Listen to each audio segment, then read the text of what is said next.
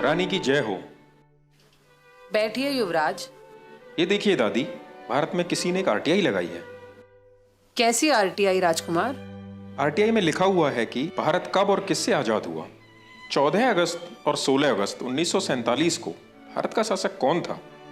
25 जनवरी और 27 जनवरी 1950 को भारत का शासक कौन था? ब्रिटेन का शासन किस तारीख को भारत से खत्म हुआ? और क्या ब्रिटिश और उनकी आने वाली पीढ़ी का भारत पर किसी भी तरह का अधिकार है? लेकिन भारत सरकार ने इस आरटीआई का कोई जवाब नहीं दिया और आरटीआई लगाने वालों का दावा है कि आज भी भारत पर आपकी ही हुकूमत चलती है। क्या ये सच है दादी? हमारे पूर्वजों का सपना था कि दुनिया पर उनके वंशजों की हुकूमत बरकरार रहे। मैं तो अब बूढ़ी हो चली हूँ और आने वाले समय में इस महान सिंहासन को तुम्हें ही संभालना है। इसीलिए ये राज की बात बताना तुम्हें अब जरूरी हो गया है। बेटा, सच तो ये है कि आज भी भारत, पाकिस्तान, बांग्लादेश, ऑस्ट्रेलिया, दक्षिण अफ्रीका समेत दुनिया के आधे से ज्यादा देश हमारे गुलाम हैं। ऐसा कैसे हो सकता है दादी? भारत और पाकिस्तान को तो हमने 1947 में ही आजाद कर दिया था। बेटा, इसी भ्रम में रखकर ही हमने भारत के लोगों को आज तक गुलाम बना रखा है। उनको ये आजादी देने का नाटक करना उस समय हमारी मजबूरी बन गई थी, जब सुभाष चंद्र बोस ने आजाद हिंद सरकार बना ली थी। इसी कारण से 1946 में भारत में हमारी रॉयल नेवी में भी विद्रोह हो गया था और जनता में 1857 की तरह विद्रोह होने वाला था। तब हमने गुप्त रूप से शासन करना ही ठीक समझा। गुप्त रूप से शासन का मतलब? भारत को हमने 99 साल की लीज पर वहां के अपने ही चमचों को सत्ता संभालने के लिए दिया था, ताकि भारत के लोगों को लगे कि देश आजाद हो गया। लेकिन सही मायने में आधिकारिक रूप से आज भी भारत पर हमारा ही कब्जा है और हमारे ही बनाए हुए कानून चल रहे हैं, जिससे आज भी हम भारत को खुलेआम लूटकर गरीब और लाचार बना रहे हैं। दादी, ये सुनकर खुशी तो बहुत हो रही है, पर यकीन नहीं हो पा रहा। ठीक है, ये बताओ कि क्या मुझे कभी भारत जाने के लिए वीजा की जरूरत पड़ी, जबकि वहाँ के प्रधानमंत्री या राष्ट्रपति को इंग्लैंड में आने के लिए वीजा लेना पड़ता है? क्या तुम्हें पता है, जब मैं 1952 में रानी बनी तो ब्रिटेन के साथ साथ भारत और पाकिस्तान की भी रानी घोषित हुई थी। क्या तुमने नेहरू और सी राजगोपालाचारी के द्वारा ली गई शपथ पढ़ी होती तो यकीन आ ही जाता। कौन सी शपथ? राजगोपालाचारी ने 21 जून 1948 को भारत का गवर्नर जनरल बनने पर शपथ ली थी कि मैं चक्रवर्ती राजगोपालाचारी गंभीरता के साथ इस बात को पक्का करता हूँ कि मैं हिज मैजेस्टी किंग जॉर्ज 6 और उनके उत्तराधिकारी के प्रति विधि के अनुसार वफादार, निष्ठावान रहूंगा और उनके प्रति पूर्ण भक्ति रखूंगा। और मैं चक्रवर्ती राजगोपालाचारी इस बात को गंभीरता के साथ पक्का करता हूँ कि मैं गवर्नर जनरल के पद पर हिज मैजेस्टी किंग जॉर्ज 6 एवं उनके उत्तराधिकारियों के ठीक प्रकार से सत्यता के साथ सेवा करूंगा। देखा, अगर भारत 15 अगस्त 1947 को आजाद हो गया था तो सी राजगोपालाचारी ने 21 जून 1948 को मेरे पिताजी के नाम की शपथ आखिर क्यों ली? चलो दादी, मान लिया कि 15 अगस्त 1947 को दी गई आजादी झूठी थी, लेकिन 26 जनवरी 1950 में तो भारत के लोगों ने ना खुद का संविधान बनाकर अपने देश को गणतंत्र घोषित कर लिया था।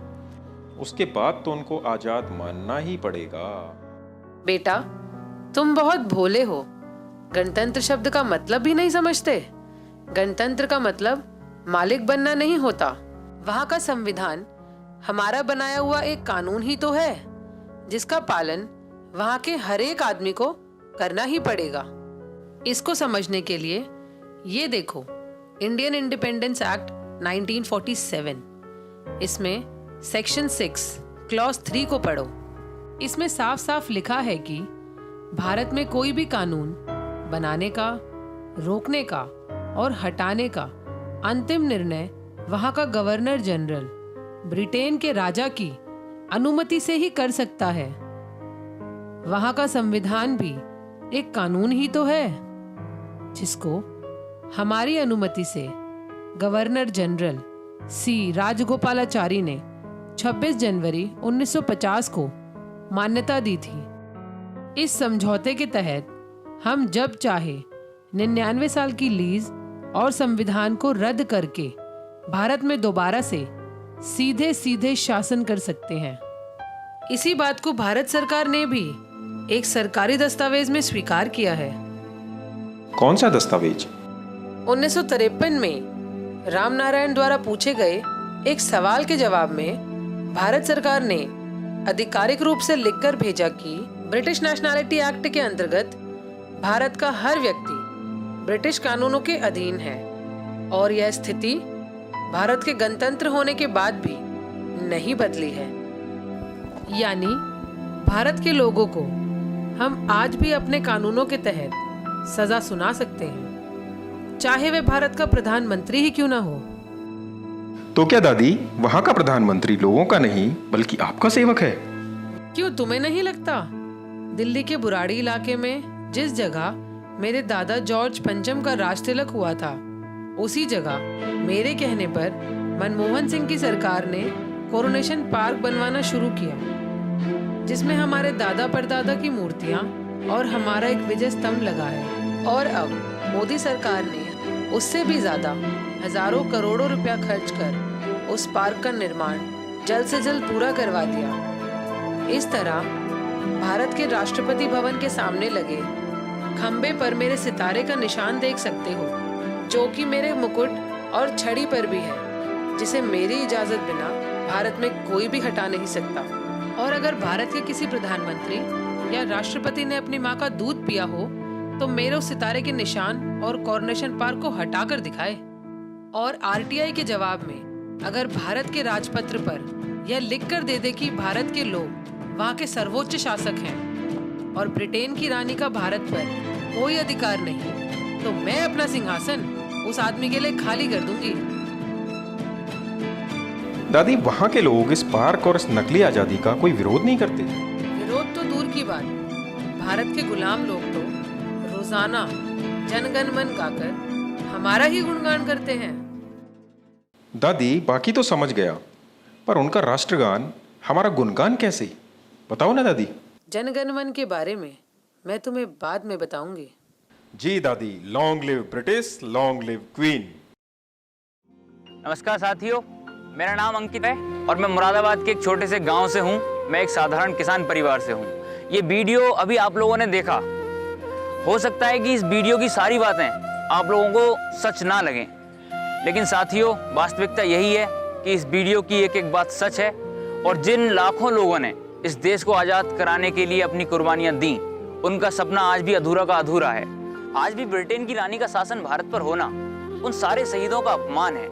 मैं नहीं जानता कि इस देश से ब्रिटेन के शासन का अंत कैसे होगा, लेकिन इसके लिए मैं हर संभव योगदान करने के लिए तैयार हूँ। और मुझे लगता है कि शायद इसी को देशभक्ति कहते हैं। सिर्फ भारत माता की जय बोलने से कोई देशभक्त नहीं हो जाता। जो देश के सम्मान के लिए थोड़ा सा भी योगदान ना कर पाए, वो देशभक्त कहलाने के लायक नहीं होता। साथियों, ये वीडियो तो मात्र एक शुरुआत है। आने वाले वीडियो में हम इससे भी गहरे राजों से पर्दा उठाएंगे। मैं ये जानता हूँ कि देश का मीडिया इन चीज़ों को आप लोगों तक नहीं पहुँचाएगा, इसलिए केवल अब देश प्रेमियों से ही उम्मीद बची है। अगर आप भी देशभक्त हैं तो नीचे दिए गए नंबर पर एक मिस्ड कॉल दें, जिससे आने वाले समय की वीडियो की जानकारी हम आपको पहुँचा सकें, जिससे ज़्यादा से ज़्यादा लोगों तक ये सच पहुँच सके। मुझे विश्वास है कि जिस दिन भारत के सारे देशभक्त लोग इकट्ठा हो जाएंगे, उस दिन ना सिर्फ भारत से ब्रिटिश शासन का अंत होगा, बल्कि इंग्लैंड की रानी भारत के लोगों के पैरों में गिरकर उनसे माफी मांगेगी। साथियों, जिस दिन भारत आज़ाद हो जाएगा, उस दिन भारत से गरीबी, बेरोजगारी, भूखमरी, आतंकवाद जैसी समस्याएं खत्म हो जाएंगी और भारत एक बार फिर से विश्व गुरु और समृद्ध भारत बन के खड़ा होगा। इसलिए आपसे उम्मीद है कि आप हमारा सहयोग करेंगे। भारत माता की जय, इंकलाब जिंदाबाद।